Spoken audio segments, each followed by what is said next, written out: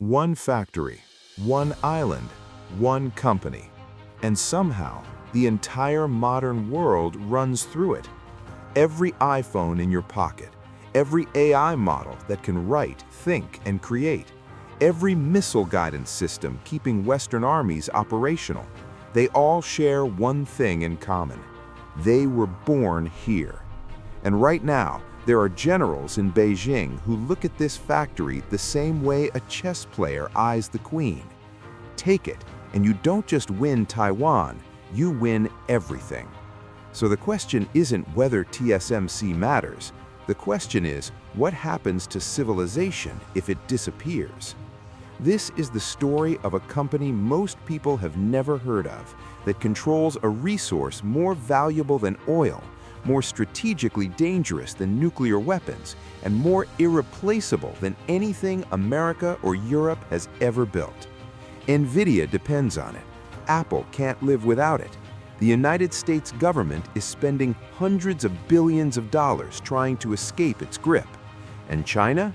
China is willing to risk a world war for it. This is TSMC, and this is the most dangerous choke point on Earth. Back in 1987, Taiwan wasn't a tech superpower.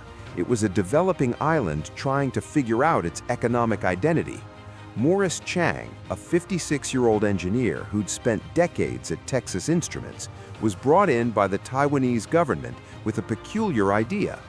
What if instead of designing chips and making them, you just made them for everyone? No competition with your customers, pure manufacturing excellence. A company that would be the factory for the world. Every other company laughed. Intel thought it was a joke. IBM didn't take the call seriously.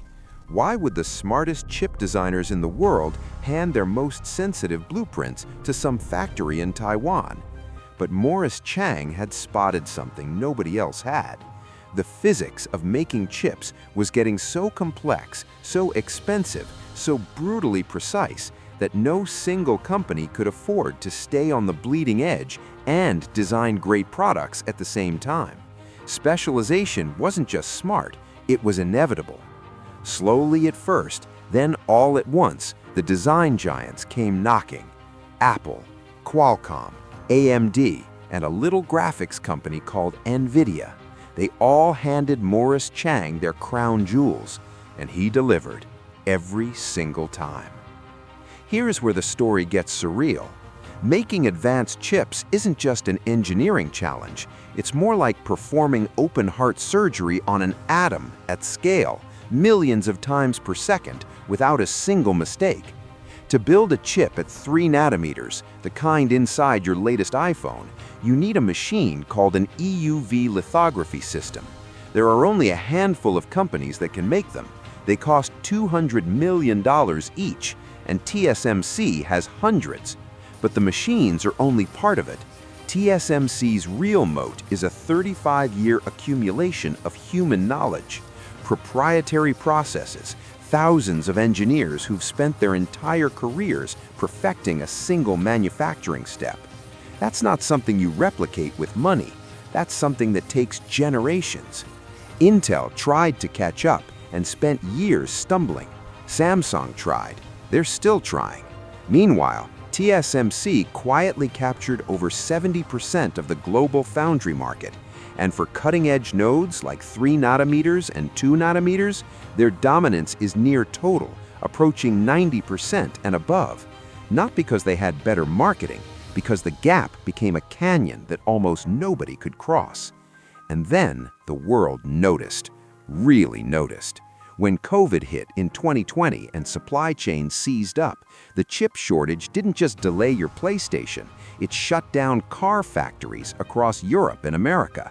Ford lost billions, GM halted production lines, hospitals scrambled for medical devices. The world suddenly realized, in horror, that its entire industrial civilization was dependent on one island the size of Maryland. Washington panicked.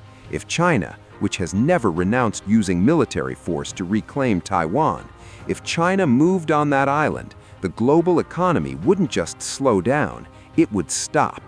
No chips means no cars, no phones, no AI, no modern weapons. Full stop. The American response was the CHIPS Act, $52 billion to rebuild domestic semiconductor manufacturing.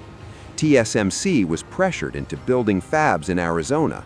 Intel received billions to resurrect its manufacturing ambitions in Ohio. The message from Washington was clear: we cannot be held hostage by a 36-kilometer strait.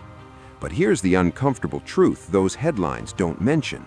The Arizona fabs, even when complete, will produce chips that are 1 or 2 generations behind what TSMC is making in Taiwan today. The knowledge gap doesn't transfer overnight. The engineers don't relocate easily. And Taiwan's fabs keep advancing, widening the very gap America is trying to close. It's a treadmill, and TSMC keeps turning up the speed. Chang built something the world didn't know it needed, a factory so specialized, so irreplaceable, that it accidentally became the hinge point of 21st century geopolitics. No army, no nukes, just silicon, precision, and 30 decades of compounding expertise. That is power. Quiet, invisible, absolute power. And now every major government on Earth is scrambling, desperately trying to either duplicate it, protect it, or seize it, because whoever controls the chip controls the future. And right now, a 72-mile-wide island controls the chip. So here's what I want to leave you with. America is spending hundreds of billions of dollars to reduce its dependence on TSMC. China is running military simulations around Taiwan every year, and TSMC itself is reportedly studying whether to destroy its own fabs in the event of an invasion rather than let them fall into hostile hands. The most valuable piece of real estate on Earth doesn't have gold underneath it. It has knowledge. And the entire world is holding its breath, hoping nobody tries to take it. The real question isn't whether TSMC can survive a crisis. It's whether the modern world can survive without it.